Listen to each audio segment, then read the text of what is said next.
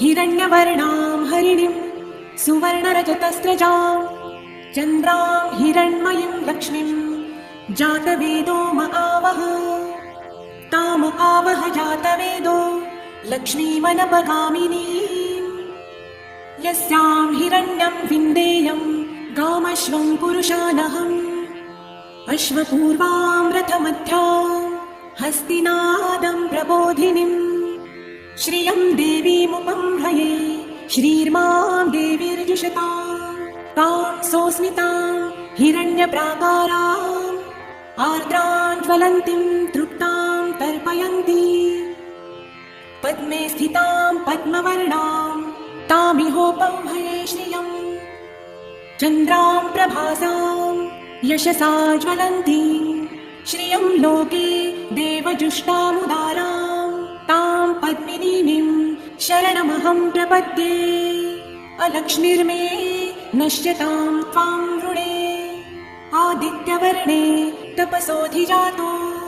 वनस्पतिस्तव वृक्षोऽथ बिल्वः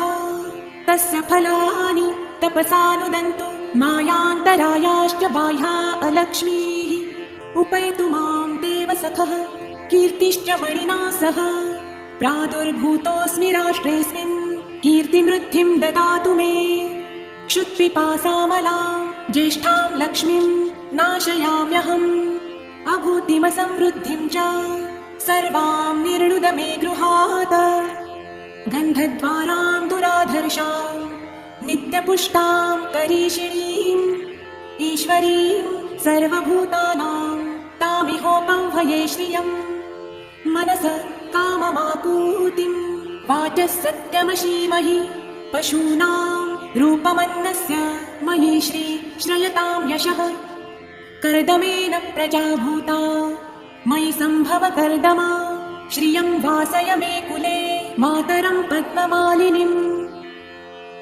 आपः सृजन्तु स्निग्धानि चिक्लीतवस मे गृहे निजदेवीं मातरं श्रियं वासय मे कुले आर्द्रां पुष्करिणीं पुष्टिं पिङ्गलां पद्ममालिनीं चन्द्रां हिरण्मयीं लक्ष्मीं जातवेदो म आवह आर्द्रां यत्तरिणीं यष्टिं सुवर्णां हेममालिनीं सूर्यां हिरण्मयीं लक्ष्मीं जातवेदो म आवह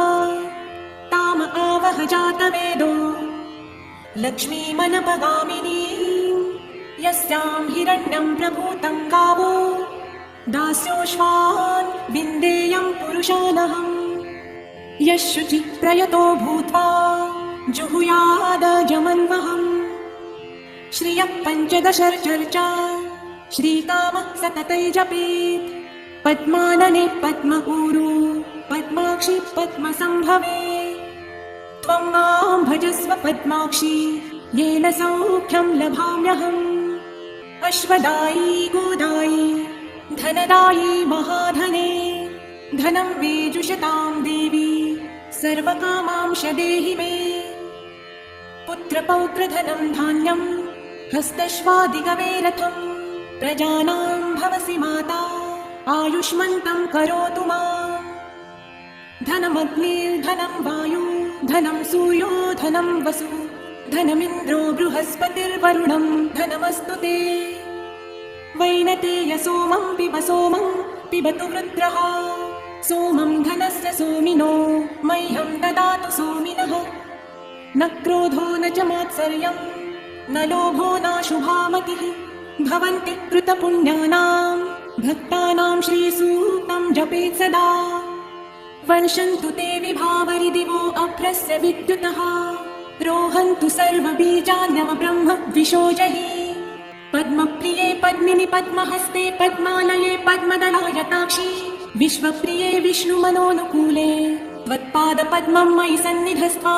या सा पद्मासनस्था विपुलकटितटी पद्मपत्रायताक्षी गम्भीरावर्तनाभि स्तनभरनमिता शुभ्रवस्त्रोत्तरीया लक्ष्मीर्दिव्यैर्गजेन्द्रैर्मणिगणखचितैः स्नापिता हेमकुम्भैः नित्यं सा पद्महस्ता मम वसतु गृहे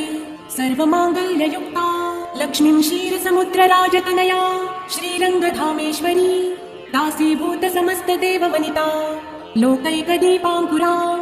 श्रीमन्मन्दकटाक्षलब्धविभवा ब्रह्मेन्द्रगङ्गाधरां त्वां त्रैलोक्यकुटुम्बिनीं सरसिजां वन्दे मुकुन्दप्रियां सिद्धलक्ष्मीर्मोक्षलक्ष्मीर्जयलक्ष्मी सरस्वती श्रीलक्ष्मीर्वरलक्ष्मीश्च प्रसन्ना मम सर्वदा वराङ्कुशं पाशं भीतिमुद्रां करैर्वहन्तीं कमलासनस्थां बालार्ककोटिप्रतिभां त्रिनेत्रां भजेऽहमाद्यां जगदीश्वरीं त्वां सर्वमङ्गलमाङ्गल्ये शिवे सर्वार्थसाधिके शरण्ये त्र्यम्बके देवी नारायणि नमोऽस्तुते नारायणि नमोऽस्तुते नारायणि नमोऽस्तुते सरसिजनिलये सरोजहस्ते धवलतरांशुकगन्धमाल्यशोभे भगवति हरिवल्लभे मनोज्ञे त्रिभुवनभूतिकरी प्रसीद मह्यं विष्णुपत्नीं च मां देवीं माधवी माधवप्रिया विष्णोप्रियसखीं देवीं नमाम्यच्युतवल्लभं महालक्ष्मी च विद्महे विष्णुपत्नी च धीमहि तन्नो लक्ष्मी प्रचोदयात् श्रीवर्चस्यमायुष्यमारोग्यमाविधात् पवमानं महीयते धनं धान्यं पशुं बहुपुत्रलाभं शतसंवत्सरं दीर्घमायुः ऋणरोगादिदारिद्र्यपापक्षुदपमृत्यवः भयशोकमनस्तापा नश्यन्तु मम सर्वदा य एवं वेद ॐ महादेव्यै च विद्महे विष्णुपत्नी च धीमहि तन्नो लक्ष्मीः प्रचोदयात् ॐ शान्ति शान्ति शान्तिः।